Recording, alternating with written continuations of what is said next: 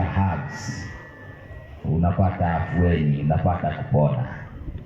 Hata neno la Mungu si laini jinsi ambavyo watu wanavyofikiria. It's bitter.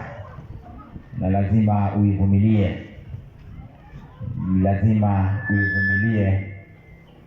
Ndio maana uweze kupata afueni.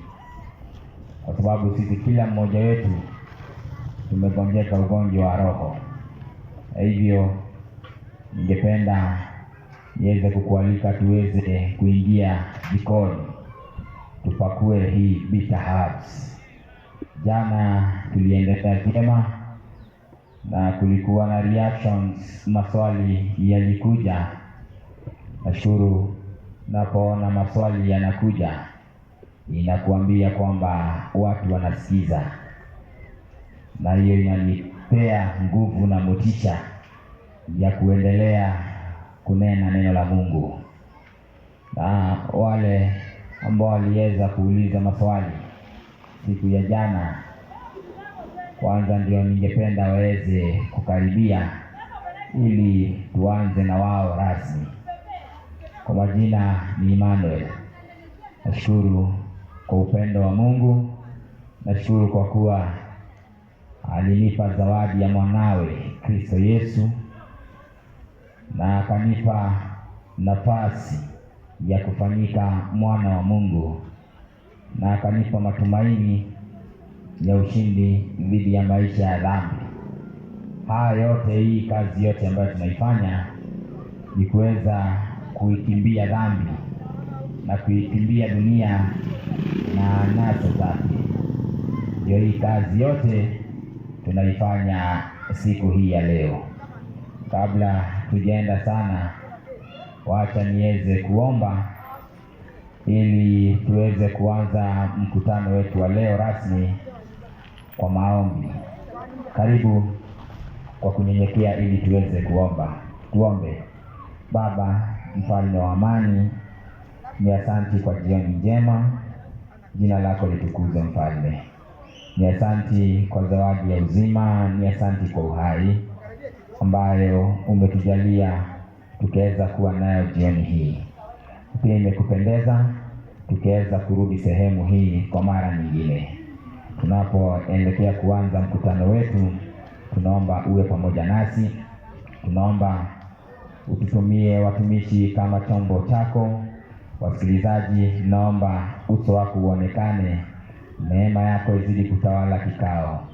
Malaika wako wajumuike pamoja nasi, watusaidie katika shughuli hii ya kuieneza injili yako. Mfalme wa amani, kuwa nasi wote watakao hudumu sehemu hii, na watia mkononi mwako. Tunapozidi kuendelea na msururu wa mafundisho, naomba utukumbushe yote ambayo umetufundisha.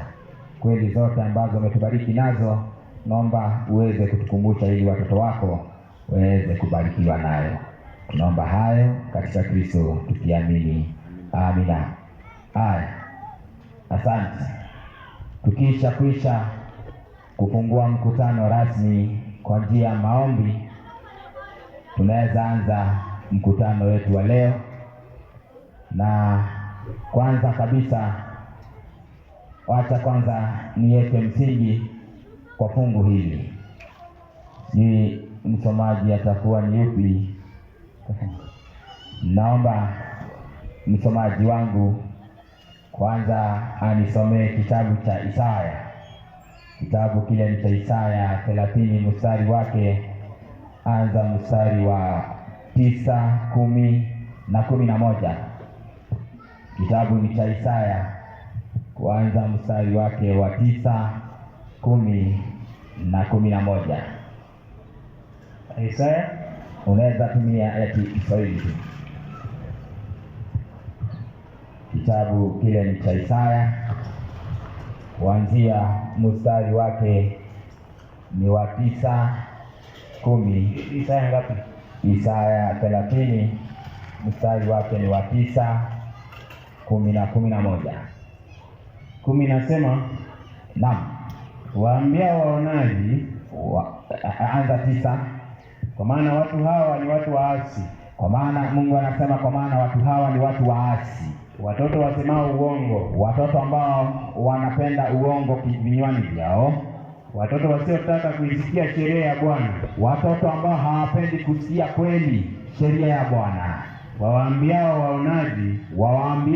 waonaji, msione, na manabii, msitoe unabii wa mambo ya haki, msitoe unabii wa mambo ya haki. Tuambieni maneno laini, tuambieni mambo laini, hubirini maneno yadanganyayo, hubirini maneno yadanganyayo.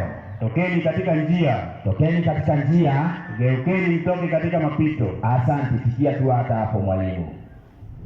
Neno la Mungu linatuambia kuna watu ambao ni waasi, na hawa watu waasi hawapendi kweli. Wanaambia manabii, msituambie yaliyo ya kweli, tuambieni maneno yaliyo laini.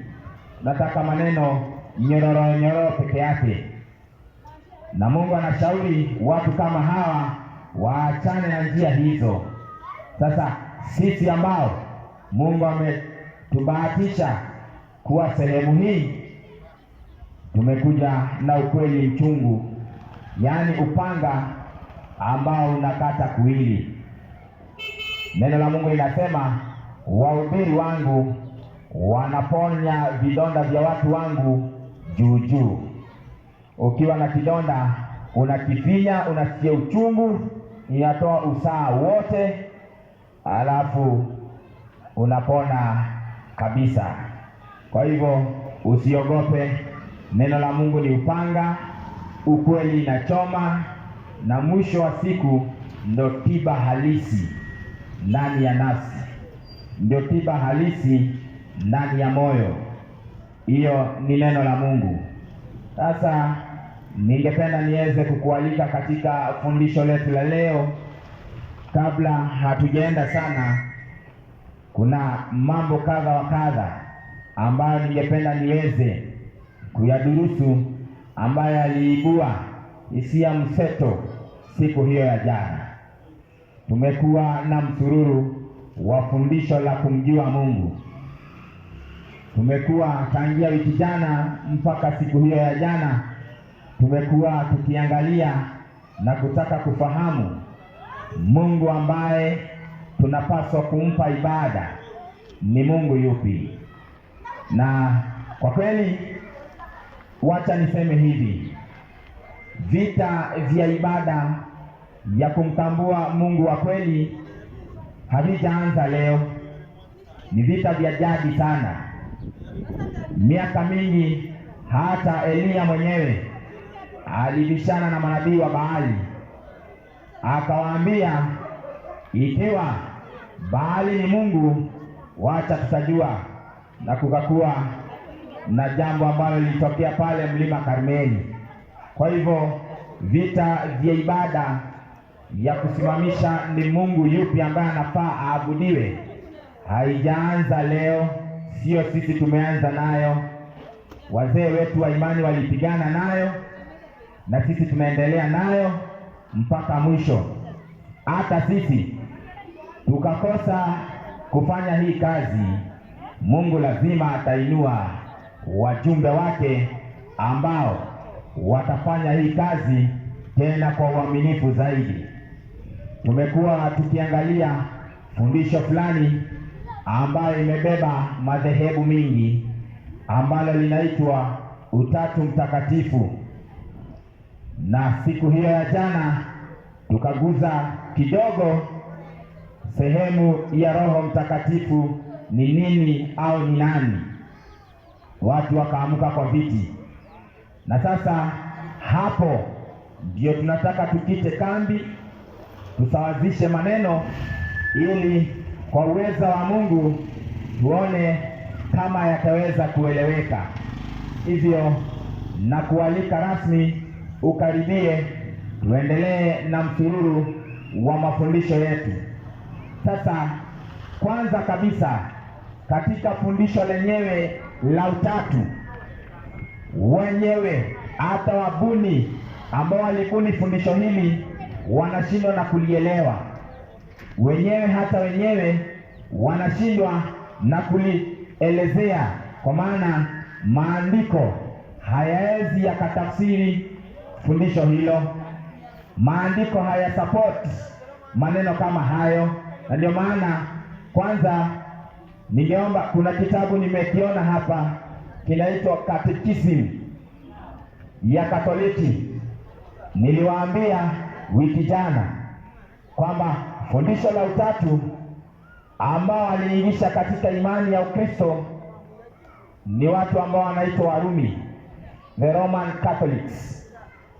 Na sasa hao wenyewe ndio ningetaka watuelezee utatu inamaanisha nini, fundisho la utatu, ndio kisha baadaye tuzame kwa Biblia, tusawazishe maneno vyema. Naona imepatikana kitabu chenyewe. Naomba kwanza mwalimu, chukua kipaza sauti,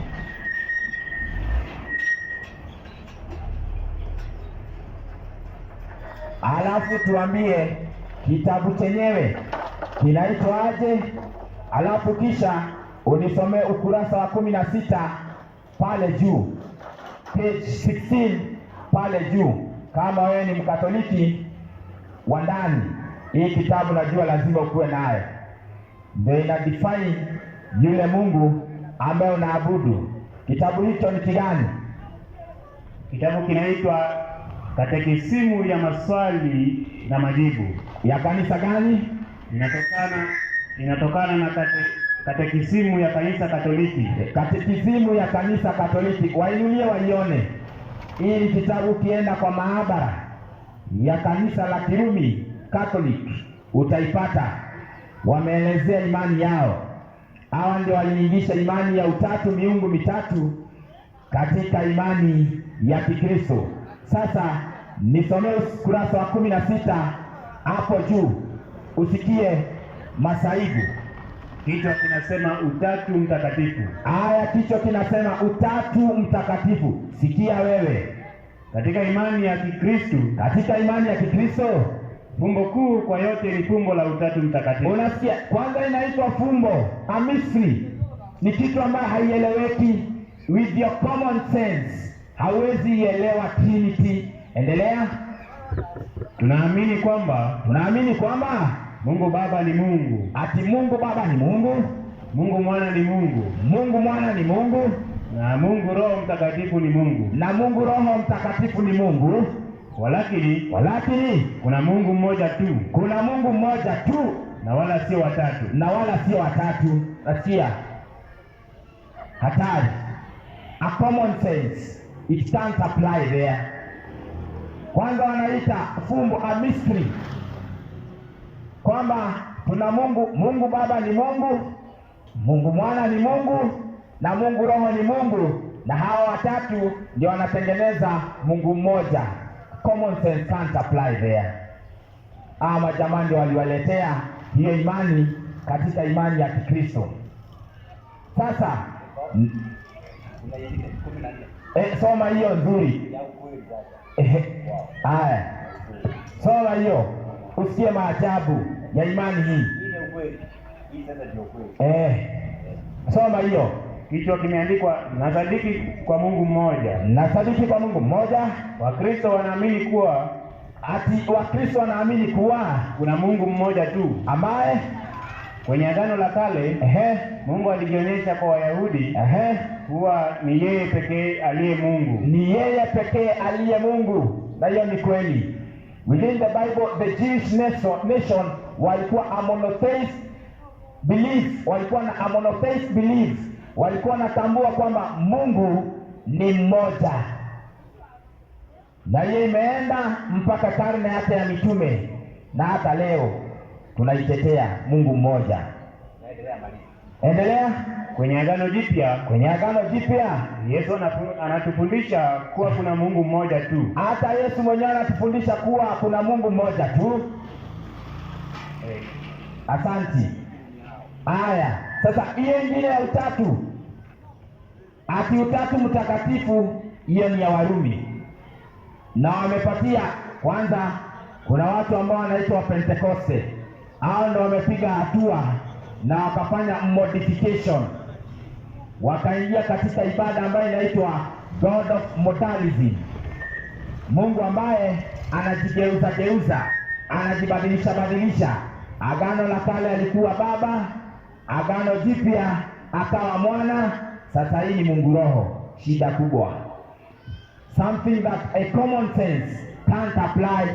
Mwalimu, Yes. rudia kitabu cha Korintho wa kwanza 8 mstari wake ni wa 6. Niweke msingi uone kile ambacho sisi tunatetea na kile ambacho mitume waliacha na Kristo Yesu aliacha. Wakorintho wa kwanza, Wakorintho wa kwanza 8 mstari wake ni wa 6. andiko linasema, Naam, lakini kwetu sisi wa Kristo Mungu ni mmoja tu, tuko na Mungu mmoja tu kama ikidole, aliye Baba, ambaye ni Baba, ambaye vitu vyote vimetoka kwake, vitu vyote vimetoka kwake, nasi tunaishi kwake. nasi tunaishi kwake, Yuko na Bwana mmoja, na tuko na Bwana mmoja Yesu Kristo, ambaye kwake vitu vyote vimekuwapo, na sisi kwa yeye huyo. Asanti. Ushahidi wa pili, Yohana 17 soma mstari wa kwanza na wa 3, alafu tupige hatua tuanze kusawazisha maneno jioni ya leo. Yohana 17 mstari wake wa kwanza na wa 3. Maneno hayo aliyasema Yesu, akafanya nini? akainua macho yake kuelekea mbinguni, Akatazama juu mbinguni, akasema, Baba akizungumza na babake, saa imekwisha kufika, mtukuze mwanao, umtukuze mwanao, ili mwana wako naye akutukuze wewe. Mstari wa 3, na uzima wa milele ndio huu, wakujue wewe Mungu wa pekee wa kweli, na Yesu Kristo uliyemtuma. ambaye ulimtuma. Ile ndio imani ambayo tuko nayo. Mungu mmoja wa pekee wa kweli ambaye ndiye Baba ya Kristo. Mwalimu, Yes. enda 20 mstari wake ni wa 17. Wacha niongeze, hiyo ni nzuri. Maneno straight testimony from the mouth of Jesus himself. Soma hiyo. Yesu akamwambia Mariamu, usinishike, kwa maana sijapaa kwenda kwa Baba, lakini enenda kwa ndugu zangu ambao ni mitume, ukawaambie, ninapaa kwenda kwa Baba, Baba yangu, naye ni Baba yenu, kwa Mungu wangu, naye ni Mungu wenu. Santi. Hiyo ndio msingi wa imani ya Biblia in summary form. Kwa hivyo utatu, mitume hawakuamini utatu, wala manabii hawakuamini utatu. Sasa kwanza, kabla tujaenda, nataka kwanza nifanye demonstration, ama kabla sijafanya demonstration, kuna kitu ambayo nilitaja jana ikaibua hisia mseto. Nikasema hakuna kiumbe ambacho kinaitwa Mungu Roho. Sikieni hiyo. Kile ambacho Biblia inatambua ni roho ya Mungu na roho ya Kristo. Hakuna kiumbe cha tatu mbinguni ambacho kinaitwa Mungu Roho. Mungu Roho, hiyo ni imani ya Warumi, na ni shetani anaabudiwa kwa jina ya Mungu Roho. Tunaenda tukipiga ushahidi. Sasa mwalimu wangu, Yes. nafurahia kwamba Mungu wetu hajatuacha gizani. Naam. Ametufunulia mengi sana na hajatuacha yatima. Ndio. Kwanza naomba unisomee Kumbukumbu la Torati 29 mstari wake ni wa 29. Usikie. Kumbukumbu la Torati 29 mstari wake ni wa 29. 29. Naam. Mstari wake 29. Andiko linasema, Naam, inasemaje? utakwenda kwa kupapasa mchana. Hebu 28. Bwana atakupiga kwa wazimu.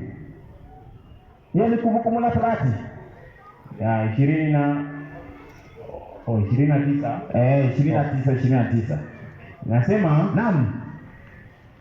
mambo ya siri ni ya Bwana, Ati mambo ya siri ya Bwana Mungu wetu, lakini mambo yaliyofunuliwa ni yetu sisi na watoto wetu. Yale ambayo tumefunuliwa ni yetu sisi na watoto wetu milele.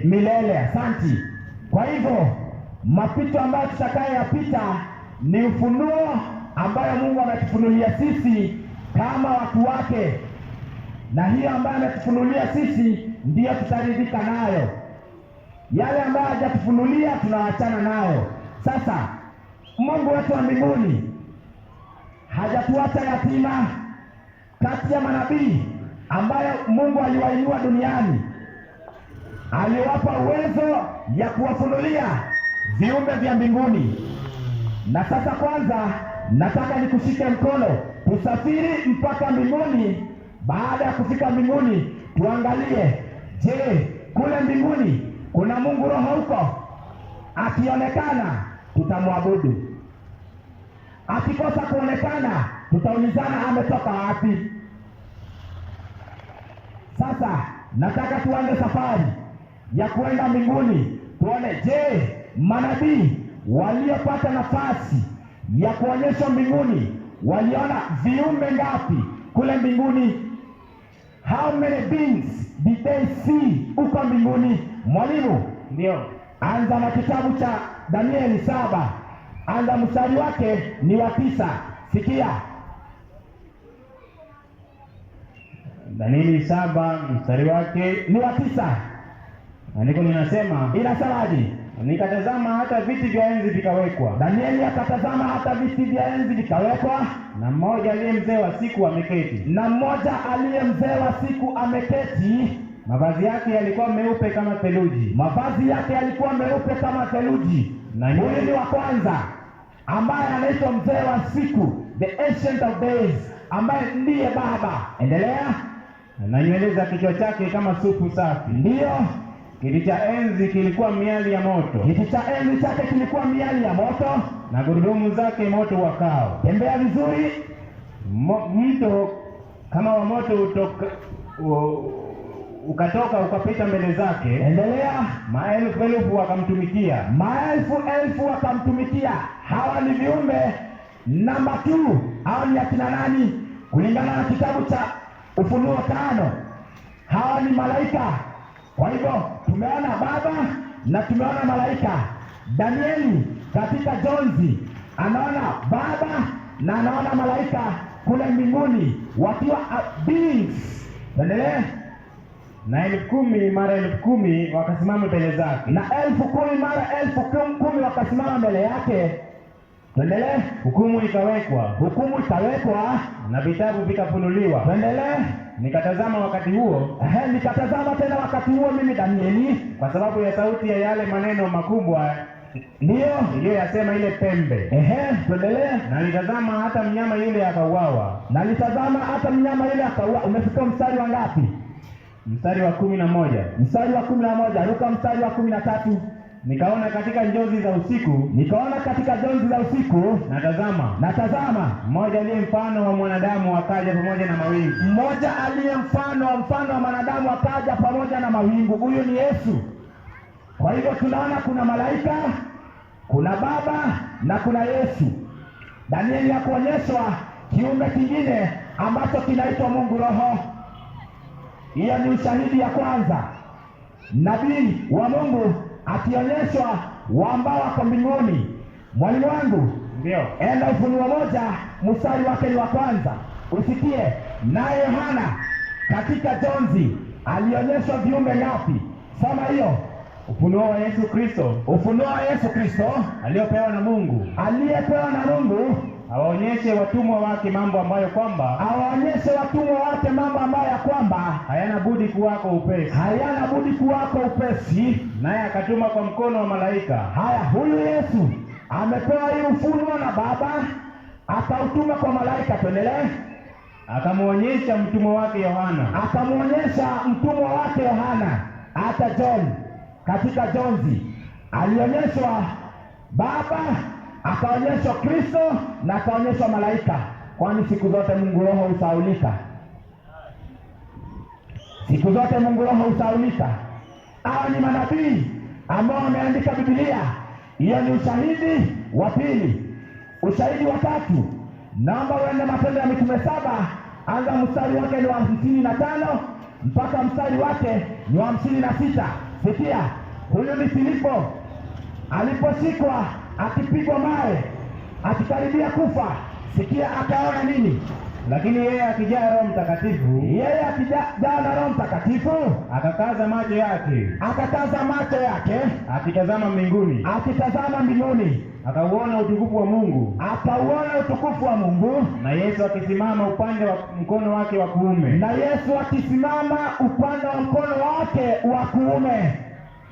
Akasema, mbona hatukuambiwa Yohana alionyeshwa Yesu amesimama katikati ya Mungu Roho na Mungu Baba, ama amesimama katika kando ya hao wawili? Yesu amesimama kando ya Mungu Baba, utukufu kwa mkono wa kulia. Ena mstari wako 56 inasemaje? Akasema, tazama, naona mbingu zimefunguka, na mwana wa Adamu amesimama mkono wa kuume wa kulia wa Mungu. Asante.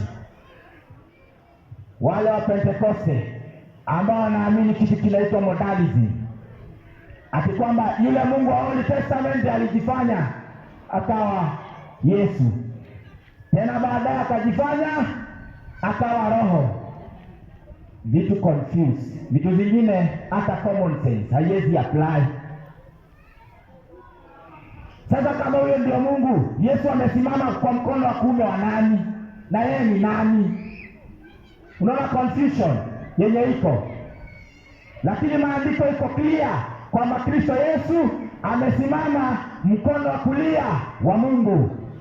Hiyo ndio ukweli wa Biblia. Sasa nataka tupite mapito, tuangalie baadhi ya mafungu tata ambayo ndugu zetu wanayatumia.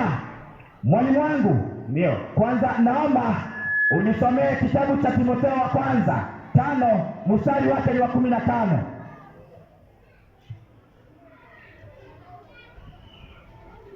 Timotheo wa kwanza 5 mstari wake ni wa 15. Sikia, andiko linasema, naam, kwa maana wengine wamekwisha kugeuka na kumfuata Shetani. Hebu angalia wa pili, study thyself to prove. 3:15 ndio. Lakini nikikawia,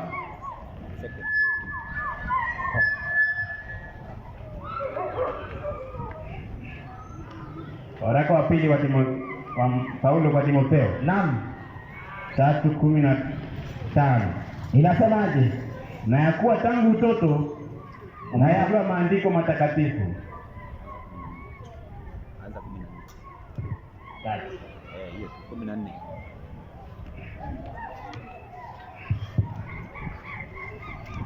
Yapo. Study thyself to. Niangalie hiyo fungu, rightly dividing the word of truth. Iko wapi? Ni 2:15. 2:15. Inasema jitahidi kujionyesha. Hiyo iko sawa. Waraka wa pili ndio 2:15 inasemaje? Jitahidi kujionyesha kuwa umekubaliwa na Mungu. Jitahidini mjionyeshe kuwa mmekubaliwa na Mungu. Tenda kazi asina sababu ya kutaarifu. Ndio, tuendelee.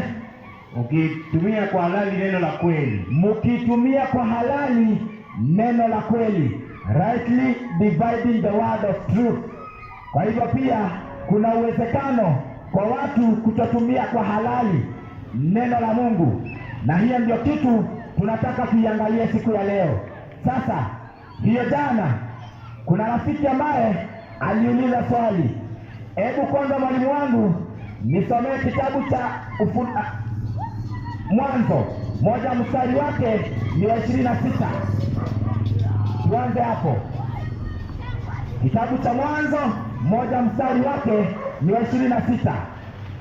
Andiko linasema, Inasemaje? Mungu akasema, Mungu akasema, na tumfanye mtu kwa mfano wetu, ati Mungu akasema na tumfanye mtu kwa mfano wetu, kwa sura yetu. kwa sura yetu. Asanti. Sasa kuna wengi kwa sababu ya kuvaa miwani ya miungu tatu, wakiona fungu kama hilo wanaona eti juu ni plural. Sasa hapo ni miungu tatu ndio inazungumza. Kwanza kabisa nataka tuweke misingi, tuangalie katika uumbaji ni wangapi walikuwa katika uumbaji. Enda Waebrania 1 mstari wake ni wa 2. Waebrania 1 mstari wake wa 2. Andiko linasema, Naam. mwisho wa siku hizi amesema nasi katika mwana. Mwisho wa siku hizi, anza 1 na 2. Takuwa nzuri. Mungu ambaye alisema zamani na baba zetu katika manabii, Mungu ambaye alisema zamani na baba zetu katika manabii, kwa sehemu nyingi na kwa njia nyingi, kwa sehemu nyingi na kwa njia nyingi, mwisho wa siku hizi amesema na sisi katika mwana, mwisho wa siku hizi amesema na sisi katika mwana, aliyemweka kuwa mrithi wa mambo yote, aliyemweka kuwa mrithi wa mambo yote. tena kwa yeye aliufanya ulimwengu. Tena kwa yeye aliufanya ulimwengu. Kwa hivyo pale mwanzo Mungu aliumba dunia kwa Kristo Yesu. Kwa hivyo tunaona kwa ushahidi wa kwanza pale katika uumbaji ni wawili ambao walikuwa Mungu na Kristo. Ushahidi wa pili, naomba nisomee Waefeso 3 mstari wake ni wa 9. Ya Kiingereza itakuwa nzuri. Waefeso 3 mstari wake ni wa 9.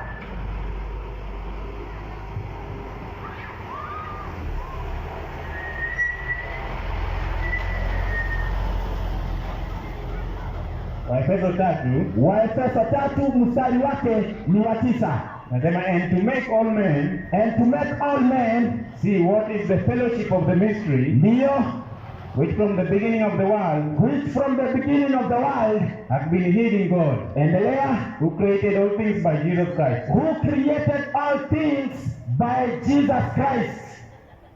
Kwa hivyo vitu vyote Mungu aliziumba kupitia Kristo. Kwa hivyo pale Mwanzo 1:26 ni baba anazungumza na mwanawe, anamwambia sasa, wewe mwanangu, wacha tumfanye mtu kwa mfano wetu. Hiyo ndio lugha ambayo inatumika pale. Hapo mwanzo ni wawili wanaonekana. Sasa mwalimu, Ndio. wakati Mungu anaposema, chukua tu ya Kiswahili sasa, wakati Mungu anaposema tumfanye mtu kwa mfano wetu, aliumba wangapi? Rudia Mwanzo 1:27. Mwanzo 1:27. Inasema namna gani? Mungu akaumba mtu kwa mfano wake, Mungu akaumba mtu kwa mfano wake, kwa mfano wa Mungu alimuumba, kwa mfano wa Mungu alimuumba, mwanamume na mwanamke aliwaumba. mwanamume na mwanamke aliwaumba. Aliumba wawili, kwa sababu hata wao katika uumbaji walikuwa wawili.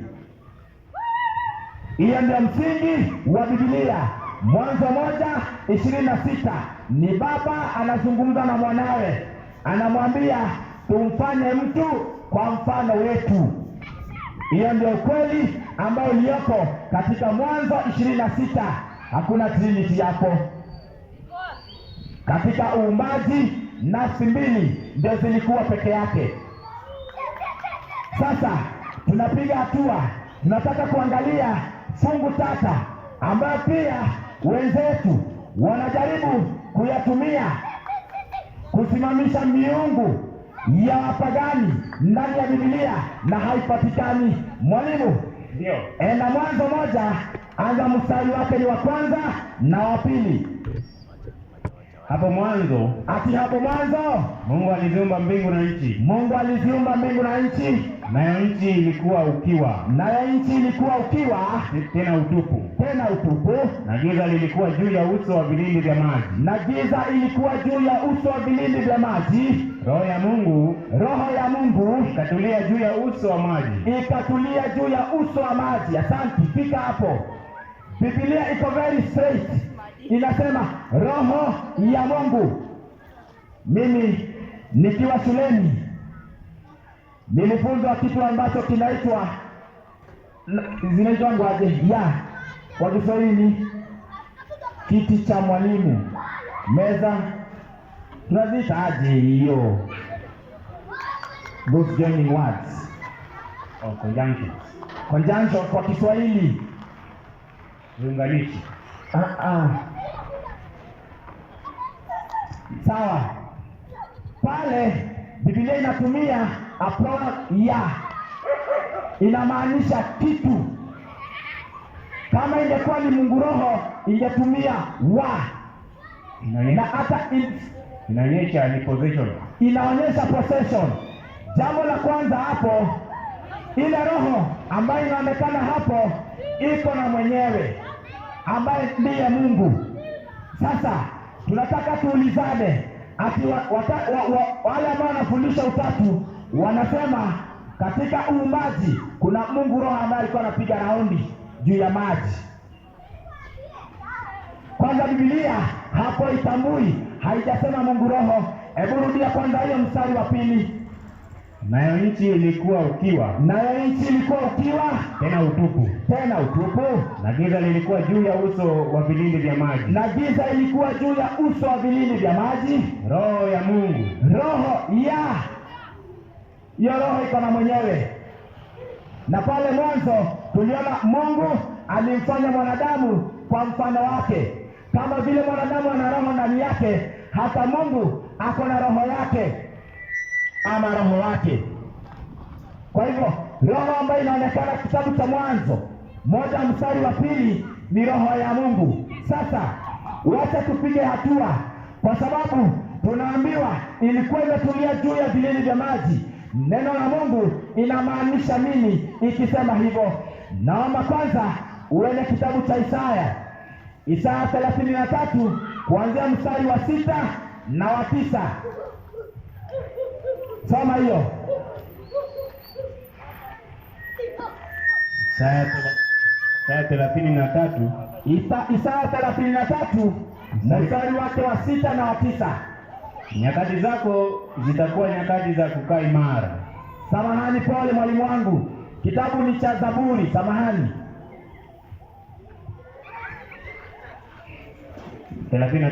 33 mstari wake wa 6 na wa 9.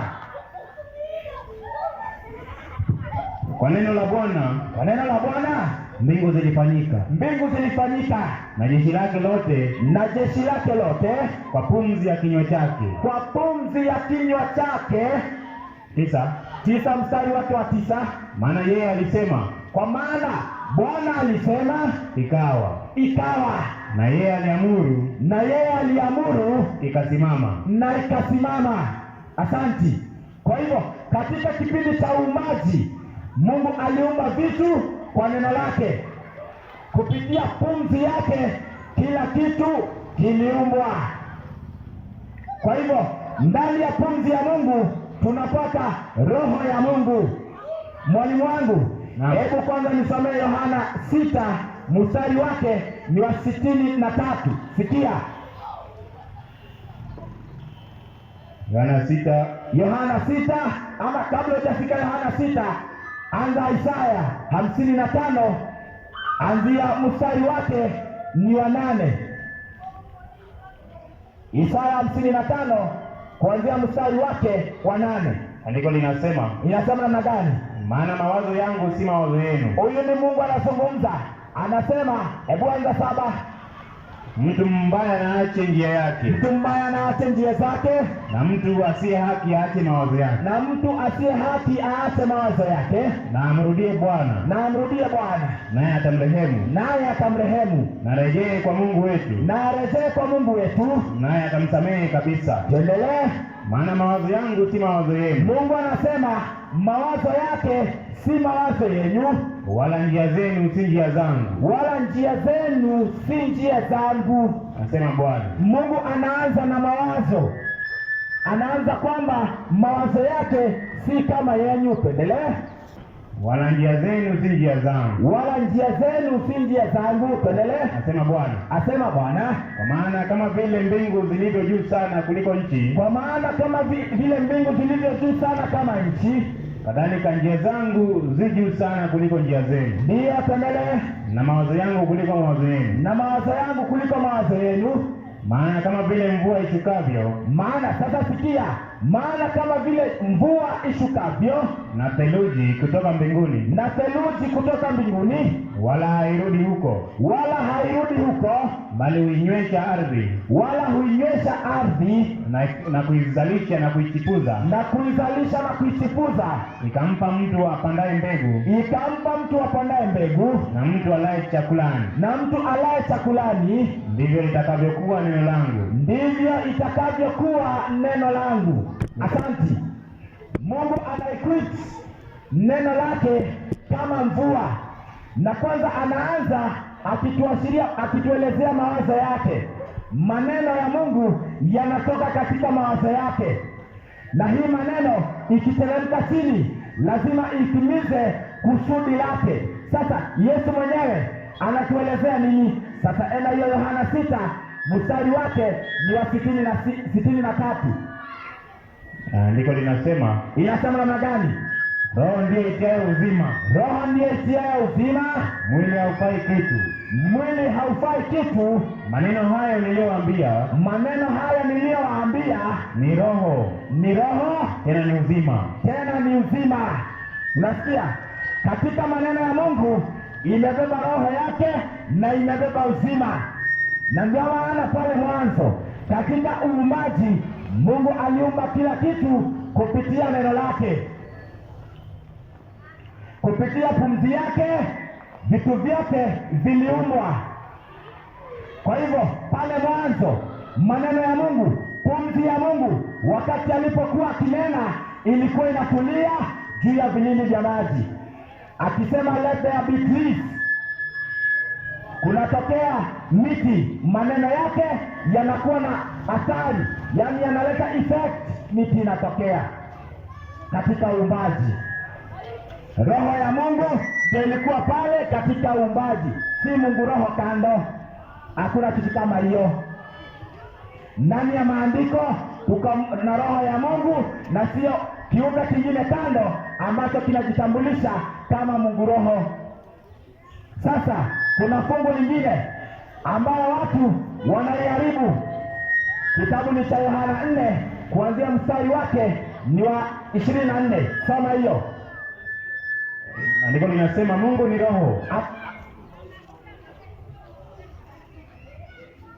Neno la Mungu linasema Mungu ni roho, Na wamwabuduo imewapasa kumwabudu katika roho na kweli. imewapasa kumwabudu katika roho na kweli. Unaona, andiko inasema Mungu ni roho, si Mungu roho. Shika hiyo. Ya Kiingereza inasema and God is spirit. Ni kwa nini Biblia inatuambia Mungu ni roho? Kwanza jana tuliona Mungu ako na mwili. God has a body and he is not limited in his body. Akiwa mbinguni ako na uwezo wa kuwa duniani, ako na nguvu ya kuwa duniani. Mwalimu, kwanza enda Yeremia 22:23, anza mstari wake na 23. Biblia Mungu inasema, akiwa mbinguni, akiwa hapa duniani, tunakuwa na ushirika na yeye kupitia roho wake. Ndio maana ya Mungu ni roho. Soma hiyo. mimi ni Mungu aliye karibu. Ati mimi ni Mungu aliye karibu, Asema Bwana. asema Bwana. Mimi si Mungu aliye mbali. Mimi si Mungu aliye mbali. Je, mtu yote aweza kujificha mbali pasiri? Hakuna mtu ambaye anaweza jificha mahali pasiri Nisimuone. Mungu asimuone, Asema Bwana. asema Bwana. Je, mbingu na nchi hazikujawa nami? Mbingu na nchi hazikujawa na Mungu, Asema Bwana. asema Bwana. Nimesikia walioyasema manabii wanaotabiri uongo kwa jina langu. Asante, fika hapo. Tumekwisha kuona Mungu anaijaza dunia yote. Hata ingawa akiwa mbinguni, ako na uwezo wa kuwa hapa duniani na kuona mambo yote ambayo yanaendelea duniani. Sasa hebu kwanza tuone ako hapa duniani kupitia nini? Zaburi 139 mstari wake wa 7. 139 mstari wake ni wa 7. Niende wapi nijiepushe na roho yako? Ati niende na wapi nijiepushe na roho yako? Niende wapi niukimbie uso wako? Niende wapi niukimbie uso wako? Huyu ni Daudi anauliza. Kwa hivyo kupitia roho ya Mungu anakuwa omnipresent. God is everywhere by his spirit. Sasa swali linakuja, ikiwa kwa sababu Mungu ni roho, inamaanisha hana mwili. Mwalimu wangu, Wakorintho wa kwanza 15 anza mstari wake ni wa 40.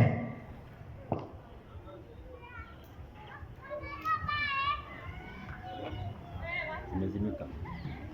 Iko sawa. Wakorintho wa kwanza 15 kuanzia mstari wake wa 40.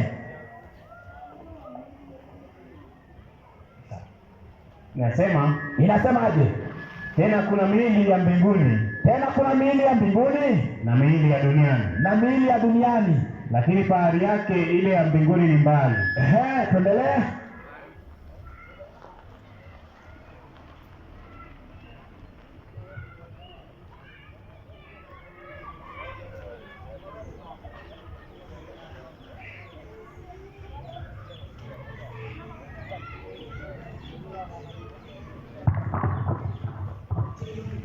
Na fahari yake ile ya duniani ni mbali. Tuendelee. Kuna fahari moja ya jua, na fahari nyingine ya mwezi. Spiritual body. Hapo chini. Teremka tu. Na fahari nyingine ya nyota. Maana iko tofauti ya fahari hata kati ya nyota na nyota. Teremka. Kadhalika na kiama ya watu. Ndio. Upandwa katika uharibifu, ufufuliwa katika kutokuharibika. Upandwa katika aibu, ndio. ufufuliwa katika fahari. Upandwa katika udhaifu, ufufuliwa katika nguvu. Endelea. Upandwa mwili wa asili, ufufuliwa mwili wa roho. Haya, hapo rudia hapo. Upandwa katika mwili wa asili, ufufuliwa mwili wa roho. Kwa hivyo kuna mwili wa roho na kuna mwili wa asili. Kwa hivyo ijapokuwa hata Biblia ikisema Mungu ni roho, haimaanishi kwamba Mungu hana mwili. Hapana. God has a body, lakini mwili yake si ya matope kama yako na yangu, si ya nyama kama yako na yangu. God's body is a spiritual body, and God is not limited in his body. Sasa je, ni Mungu tu ndio ako na mwili wa roho? Na Yesu pia? Je, hata Yesu ni roho? Mwalimu wangu, naomba niangalie fungu hapo ambayo inasema the first Adam was made a living soul, the second Adam was made a quickening spirit. 45. Ndivyo ilivyoandikwa. Mtu wa kwanza Adamu, akawa nafsi iliyo hai. Adamu wa mwisho ni roho yenye kuhuisha. Unaona, hata Yesu ni roho, na si ati kwamba kwa sababu Yesu ni roho hana mwili. Kwanza anaitwa Adamu wa pili, alifanywa roho yenye kuhuisha. Kwa nini akafanywa roho yenye kuhuishwa? Kwanza nataka, kuna fungu ambayo ililetwa hapa jana, Yohana 14 kuanzia mstari wake wa 26, alafu tuielezee tuone ni kwa nini Yesu alifanywa roho yenye kuhuishwa. So as God is spirit, even Christ is spirit. Soma hiyo. Haya ndio niliyowaambia wakati nilipokuwa nikikaa kwenu. Ndio. Lakini huyo msaidizi, huyo Roho Mtakatifu ambaye Baba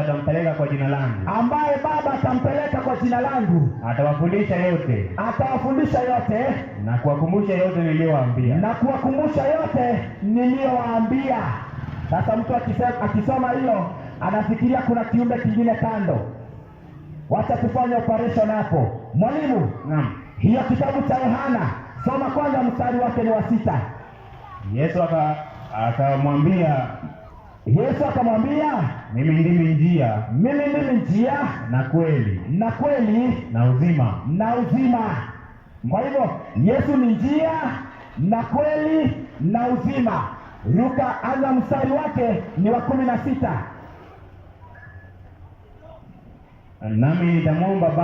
Nami nitamwomba Baba, naye atawapa msaidizi mwingine, ili akae nanyi hata milele. Huyo msaidizi akae nanyi hata milele. Ndiye Roho wa kweli. Asanti. Pale juu Biblia imetuambia ni nani kweli? Yesu Kristo. Hapa tunaambiwa huyu Roho wa kweli ndiye atakaa na mitume hata milele. Tuendelee. Ambaye ulimwengu hauwezi kumpokea, kwa kuwa haumuoni wala haumtambui, bali ninyi mnamtambua. Sasa nauliza swali, mitume walikuwa wanatambua nani? Yesu. Walikuwa wanaona nani? Yesu. Kwa hivyo Yesu akisema msaidizi mwingine alikuwa anamaanisha nini? Tuendelee. Maana anakaa kwenu. Nani alikuwa anakaa na mitume? Yesu. Haya, tuendelee. Naye atakuwa ndani yenu. Sasa this time round hakai na wao, sasa anakaa ndani yao. Kwa hivyo Christ in spiritual form ndiye anakaa ndani ya mitume na anakaa ndani ya waumini. Ndio maana Kristo akafanyika kuwa roho yenye kuhuisha. Even Christ is spirit. Akiwa mbinguni bado ako duniani. Mwalimu wangu, hebu kwanza rudi hiyo mstari wake ni wa 16, nikuonyeshe jambo. Nami nitamwomba Baba, naye atawapa msaidizi mwingine, ili akae nanyi hata milele. Fungu inasema huyu msaidizi atakaa nanyi hata milele. Na tumeona kufikia mstari wake ni wa 18. Yesu anasema ni yeye anarudi. Hebu soma mstari wake ni wa 18. Sitawaacha ninyi yatima. Yesu anasema sitawaacha ninyi yatima, naja kwenu. Nani anasema hivyo? Yesu mwenyewe ndiye anawaahidi sitawaacha yatima, naja kwenu. Na pale mstari wa 16 anatuambia huyu msaidizi atakaa na wao hata milele. Mathayo 28 mstari wake wa 20. Usikie ni nani alikuwa akae na mitume hata milele. Soma hiyo. Mathayo 28 mstari wake wa 20.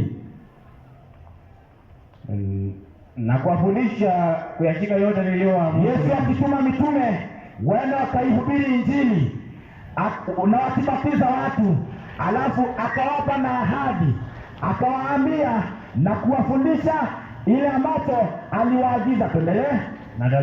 Na tazama, mimi nipo pamoja nanyi. Nani yako pamoja na mitume? Yesu. Nani yako pamoja na mitume? Yesu. Mpaka lini? hata ukamilifu wa dahari. hata ukamilifu wa dahari. Na huyo Yesu ndiye anatuambia katika Yohana 14 mstari wake ni wa 16, huyo msaidizi atakuwa na mitume mpaka mwisho. So it is Christ in spiritual form ndiye anakuja, anakaa na kanisa lake. Mwalimu wangu, sikia jambo. Yesu alipokuwa hapa duniani, kwanza naomba unisomee Yohana 17 mstari wake ni wa 2. Yohana 17 mstari wake ni wa 2. Kama vile ulivyompa mamlaka juu ya wote wenye mwili, kama vile ulivyompa mamlaka kwa wote walio wenye mwili, ili kwamba wote uliompa wape uzima wa milele. Ndiyo, tuendelee. Na uzima wa milele ndio huu. Hiyo ni mstari wa 2. Nimemaliza wa 2. Umemaliza wa 2? Mtukuze mwanao. Mstari wa 1. Tuendelee. Maneno hayo aliyasema Yesu.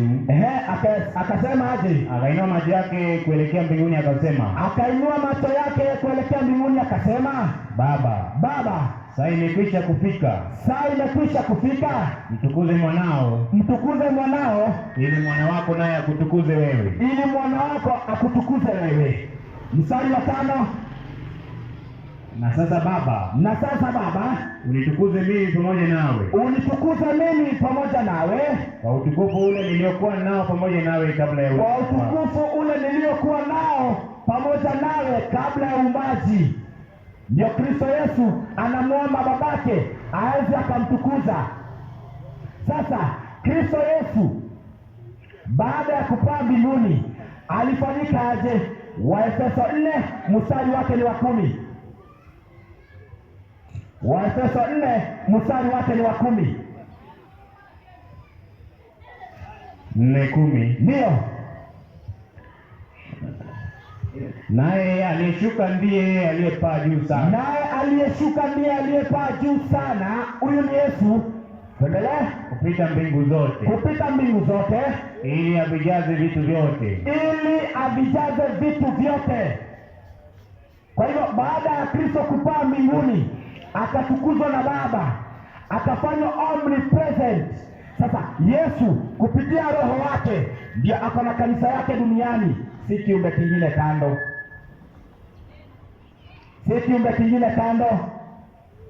Yesu akiwa mbinguni ako na kanisa lake hapa duniani. Unajua fundisho la Trinity, kwanza the God of Trinity is a very lame God. He cannot be omnipresent mpaka akuwe na kiumbe kingine kando. Lakini sisi tunatambua Mungu wetu Baba akiwa mbinguni ako duniani bado. He is still omnipresent by his spirit. Even Christ himself, he is omnipresent by his spirit akiwa hapa duniani. Mwalimu wangu, kitabu ni cha Mathayo 18 mstari wake wa 20. Sikia hii. Mathayo 18 mstari wake wa 20. Kwa kuwa walipo wawili watatu wamekusanyika kwa jina langu. Kwa kuwa walipo wawili watatu wamekusanyika kwa jina la nani? Kwa jina la Yesu. Endelea. Nami nipo pamoja. Nani yako pamoja na wao? Yesu. Si Mungu Roho, si ndio? Naam. Hiyo ni uongo. So even Christ akiwa mbinguni, hata sisi ambao tuko hapa tunaamini Kristo ako pamoja na sisi kupitia roho wake. Na ndio maana Christ was made a quickening spirit. Ako ndani ya mioyo yetu, ako na ushirika na sisi. Mwalimu, waraka wa kwanza wa Yohana 1 mstari wake ni wa 3. Soma hiyo. Waraka wa kwanza wa Yohana 1 mstari wake ni wa 3.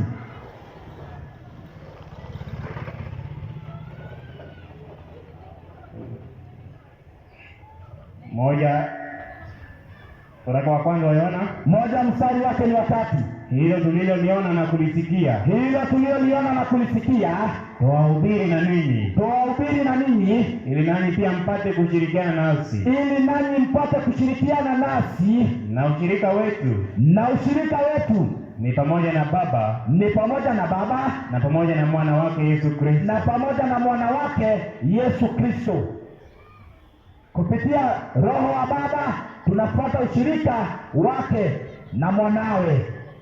Yohana 3 mstari wake ni wa 33 mpaka 34. Soma hiyo, nzuri sana. Yohana 3 kuanzia 33 mpaka 34.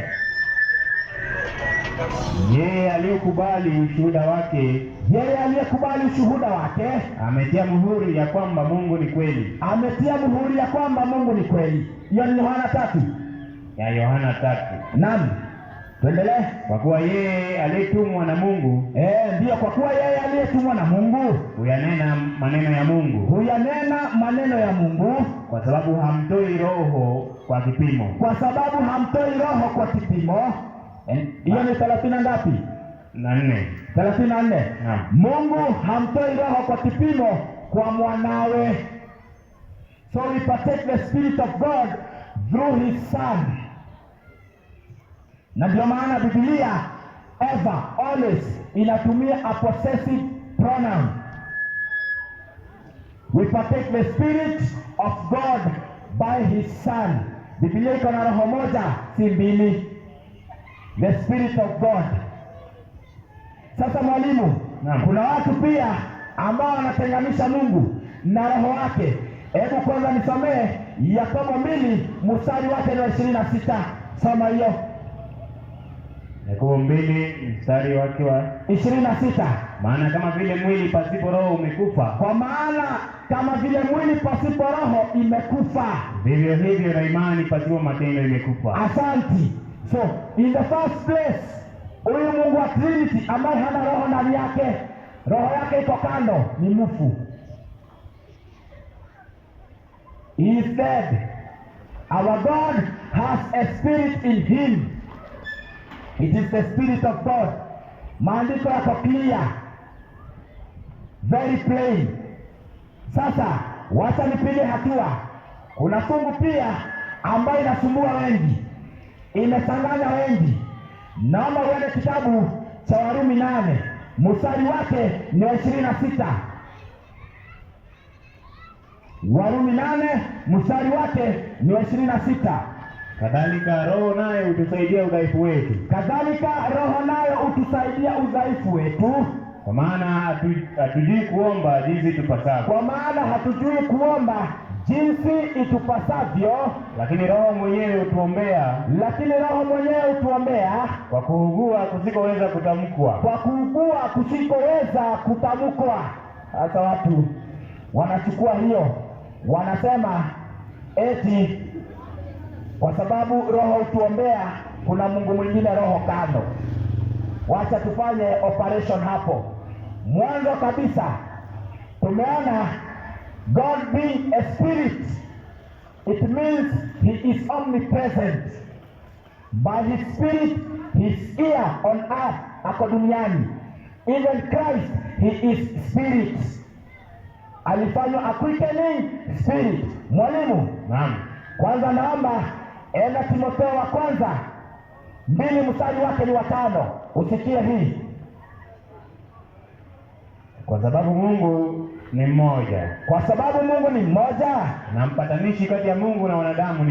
Na mpatanishi kati ya Mungu na wanadamu ni mmoja. Nani huyo? Mwanadamu Kristo Yesu. Sasa Biblia inatuambia roho utusaidia katika udhaifu wetu. Wacha tupige operation hapo kidogo. Mwalimu wangu, naam, naomba uchukue Biblia ya Kiingereza. Unifungulie hiyo Warumi 8 mstari wake ni 26. Kwanza tuangalie jambo hapo. Warumi 8 mstari wake ni 26.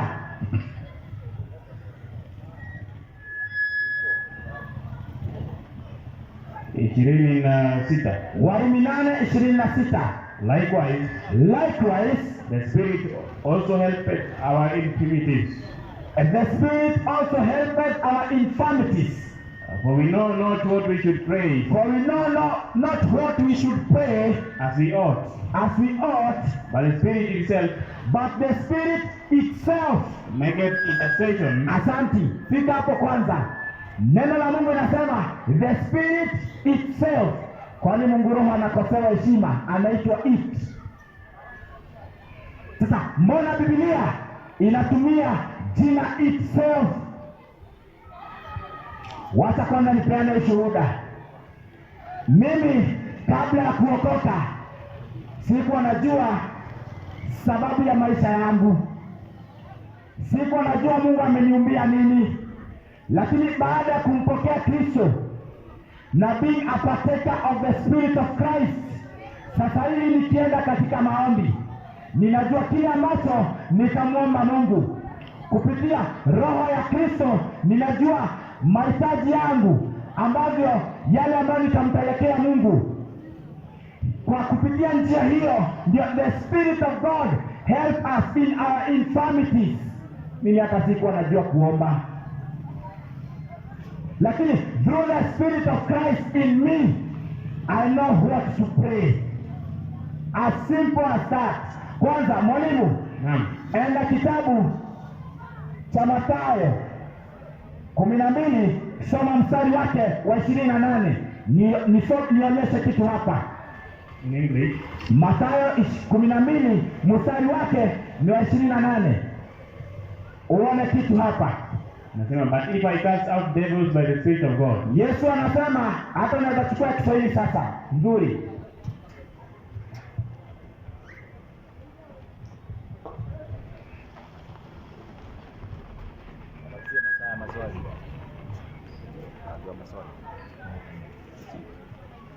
Ya 12 mstari wake ni wa 28. Lakini mimi nikitoa pepo kwa Roho wa Mungu. Yesu anasema, lakini mimi nikitoa pepo kwa Roho wa nani? Wa Mungu. Kwa Roho wa nani? Wa Mungu. Kwa hivyo Yesu alikuwa anatoa pepo kwa Roho wa nani? Wa Roho wa Mungu. Sasa sikia, Luka na yeye anarekodi namna gani? Luka 11 mstari wake ni wa 20. Luka 11 mstari wake ni wa 20. Lakini ikiwa mimi natoa pepo kwa kidole cha Mungu. Sikia vile Luka naye anarekodi, lakini ikiwa mimi nikitoa pepo kwa kidole cha nani? Cha Mungu. Kwa hivyo in another language the Spirit of God is equal to his finger. Ukikata kidole, unaweza ukakata kidole chako. Your finger is yourself. Hii kidole, it is part of me, ni mimi mwenyewe. So you can't separate the Spirit of God with God himself. Maandiko yako clear. The Spirit of God is part of God. It is God himself. By God giving us his Spirit, anatupea yeye mwenyewe. God is giving himself to us. Na ndio maana Paulo anasema, ye are the temple of the Holy Ghost. Na kwamba Mungu anakaa ndani yenu. Those who partake the Spirit of God, partake of God, wanakuwa na ushirika na Mungu mwenyewe. As simple as that. Mwalimu, Naam. enda kitabu cha Korintho wa pili 3 mstari wake ni wa 17. Wakorintho wa pili 3 mstari wake ni wa 17. Kama mtu akiliharibu hekalu la Mungu, Kama mtu akiliharibu hekalu la Mungu, Mungu atamharibu mtu huyo. endelea. Kwa maana hekalu la Mungu ni takatifu.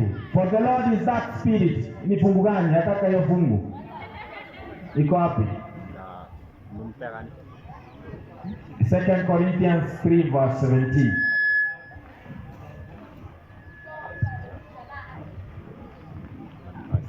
Bwana ndiye. Basi Bwana Ehe. ndiye Roho. Hiyo ni fungu gani? Wakorintho wa pili 3:17. Wakorintho wa pili 3:17. Kwa maana Bwana ndiye Roho. Roho. So those who partake the spirit of God partakes of God. Mungu anakaa ndani yao, si Mungu mwingine kando ambaye anaitwa Mungu Roho. Hakuna kitu kama hiyo. The spirit of God is part of God himself. Kama wewe roho yako ni wewe mwenyewe. Mfano nifungue uwanja. Danieli 7 mstari wake ni wa 15. Mfano, sikia Danieli anavyo rekodi. Danieli 7:15. Ikawa mimi Danieli, baada nilipoyaona maono hayo, baada ya kuona maono hayo, nalitafuta kuyafahamu, na tazama, alisimama mbele yangu mmoja mfano wa mwanadamu. Nikasikia sauti ya mwanadamu katikati ya mto Ulai. Tuendelee. Iliyoita na kusema, Gabrieli, mfahamishe mtu huyo maono haya. Halafu basi alipokaribia mahali niliposimama, nikafanya nini? Nami naliogopa alipokaribia nikaanguka kifudifudi.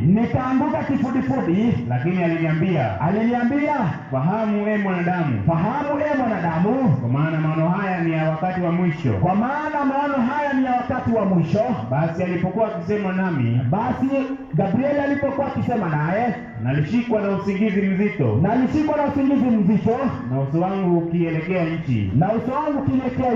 Lakini alinigusa, akanisimamisha wima, akaniambia, tazama, nitakujulisha yatakayokuwa wakati wa mwisho, maana ni ya wakati wa mwisho ulioamriwa. Tuendelee. Yule kondoo mume mwenye pembe mbili, hizo ndizo wafalme wa Umedi na Wajemi. Nataka mahali anasema na roho yangu tafadhaika, ni hapo chini. Hebu panda juu. 14 akamwambia, mahali Danieli anasema na roho yangu ikafadhaika.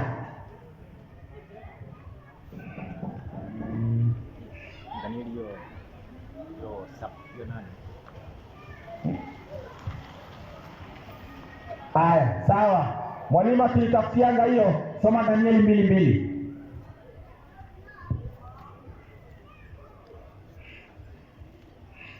Danieli 2:2. Danieli 2:2 nasemaje?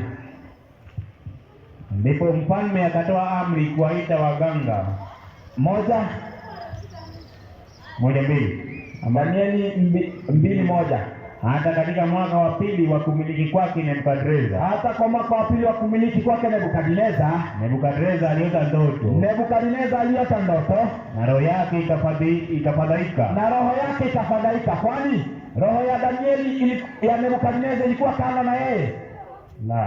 Hiyo inamaanisha Nebukadneza ni yeye mwenyewe alifadhaika. My spirit it is part of me. It is me. Kama vile hiki kidole ni mimi. Ukinikata nitasikia uchungu. So there is no way you can separate the spirit of God from God himself. Our God is omnipresent. By his spirit he is everywhere. By his very own spirit he is everywhere. Neno la Mungu linatambua roho ya Mungu na roho ya Kristo. Enda Warumi 8 mstari wake wa 9.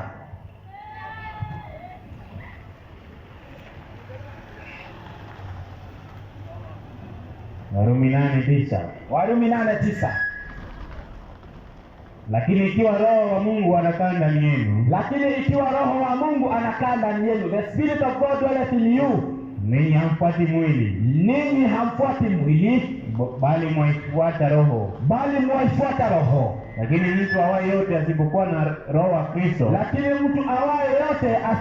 na roho wa Kristo, huyo si wake. Na Kristo akiwa ndani yenu, mwili wenu umekufa kwa sababu ya dhambi. Kwa hivyo kuna the spirit of God and the spirit of Christ. Hiyo ndio tunaita Holy Spirit. Simple sense as that way.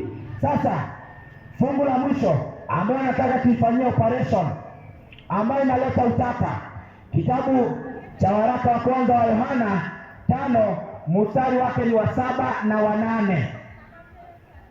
Kama kuna fungu ambayo inachanganya hata wana utatu, ni fungu hili. Hiyo ni swali ambayo iliulizwa siku ya jana.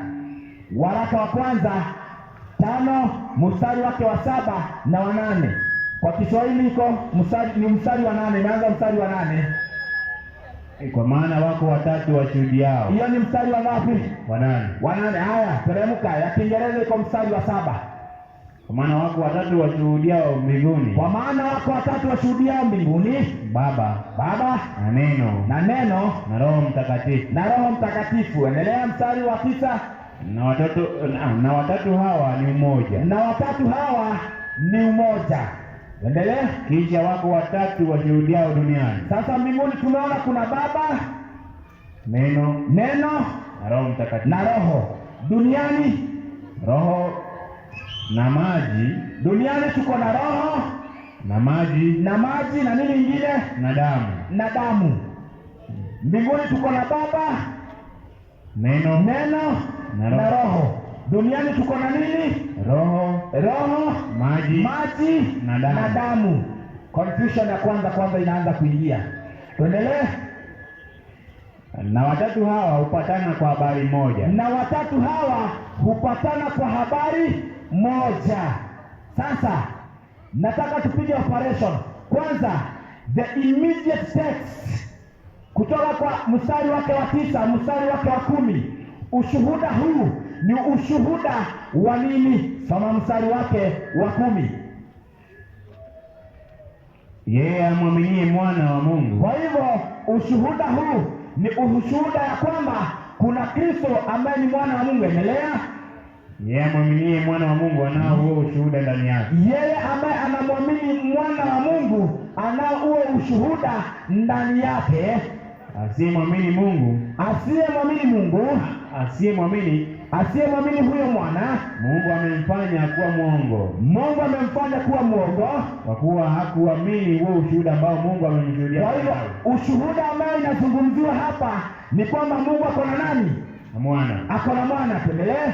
Na huu ndio ushuhuda. Na huo ndio ushuhuda ya kwamba Mungu alitupa uzima wa milele. Alitupa uzima wa milele, na uzima huo, na uzima huu umo katika mwanawe. So ushuhuda katika kitabu The Contextual, ukiteremka nayo waraka wa kwanza Yohana 5, ukiteremka nao mpaka chini, ni kwamba Kristo ni mwana wa Mungu. Hiyo ndio ushuhuda. Haisimamishi utatu kwamba Kristo ni Mungu mwana na kuna Mungu Roho kando. Haisimamishi kitu kama hiyo. Biblia, Mungu wa Biblia ni mmoja, na kuna mwanawe Kristo, na watu wake wanalindwa na roho yao. They partake the Spirit of God. Mungu wetu ako na uweza, anajaza sayari zote na dunia yote kupitia roho yake. He is omnipresent. Sasa nitafika hapo, alafu tufungue uwanja kama kuna swali nyingine. Kwanza kabla sijafunga, kuna swali ambayo niulizwa jana. Je, ni wapi kuna makosa ya kuongozwa katika maombi ya toba? Wacha kwanza naomba unisomee Marko 16 kuanzia mstari wake ni wa 15 na 16. Sikia hii. Marko 16 kuanzia mstari wake wa 15 na 16 na 17. Akawaambia, enendeni ulimwenguni mote. Sasa tumetumwa tupeleke ujumbe. Endelea. Mkaihubiri injili kwa kila kiumbe. Aaminie na kubatizwa ataokoka. Kazi yetu ni kupeleka ujumbe. Yule ambaye anaamini anafanya nini? Anaokoka.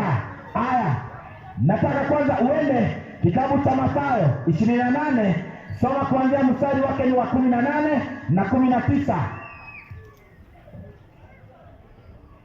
18.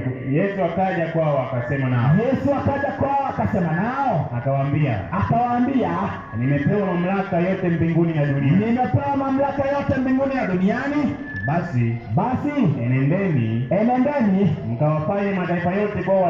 mkawafanye mataifa yote kuwa wanafunzi, mkiwabatiza kwa jina la Baba na Mwana na Roho Mtakatifu, na kuwafundisha kuyashika yote niliyowaamuru. Kazi ambayo wahubiri wamepewa ni kufundisha watu maneno ya Kristo, hiyo peke yake. Sasa mfano mwingine wa mwisho, kitabu ni cha Matendo ya Mitume 2, angalia mstari wake ni wa, hebu soma mstari wake wa 17. 17. Ndio, itakuwa siku za mwisho, asema Mungu. Mstari wake, teremka mstari wake wa 20. Mahali walipochomwa mioyo, wakauliza mitume, tufanye nini basi? Petro akawajibu akawaambia, tubuni na kubatizwa. Somewhere there. Wakati 37 ndaya nzuri sana. Walipoyasikia hayo mahubiri ya mitume, wakachomwa mioyo yao. Wakamwambia Petro na mitume wengine, tutendeje ndugu zetu? Petro akawaambia, tubuni mkabatizwe kila mmoja kwa jina la Yesu. Petro aliwaongoza kwa maombi ya toba. Kila mtu alienda akajiita kando, akatubu dhambi zake kivyake kwa Mungu na akabatizwa. Katika Biblia hakuna mtume ama nabii aliongoza watu kwa maombi ya toba. Nakirudia nyuma yangu, hiyo ni ubunifu ya wahubiri wa leo, kwa sababu wanajifanya Mungu. Hiyo ndio ilianza na kanisa la Rumi. Hata wale wanaenda kufanya toba kwa mapadri. Naenda kuambia padri, dhambi zako, niliiba kuku ya jirani yangu. Padri anakuambia enda useme salamu Maria mara 5, utasamehewa dhambi zako. Nilienda nikalala na mke wa jirani yangu. Au anakuambia enda useme salamu Maria mara 20, utasamehewa. Hiyo ni kasumba ya Warumi, na ndio hata wa Pentekoste wameipokea kuongoza watu katika maombi ya toba. Haiko wanaomba na hii kitabu cha Mahoya, hii Kikuyu kwanza. Hii ndio wanatumia kuomba nayo. Maombi yote iko hapa. Toba inatoka ndani ya moyo, out of conviction. Unaguzwa na Roho wa Mungu, unasikia kutubia dhambi zako kivyako kwa Mungu, si kwa mwanadamu. Hakuna mwanadamu ambaye anaweza kuongoza katika maombi ya toba. Hiyo ni fake. Wacha nifike hapo, alafu tufungue uwanja, nikikaribisha mwalimu mwingine. Kama kuna swali, imekaribishwa sana. Sisi tunakubali maswali. Wacha tuombe, alafu tumalize.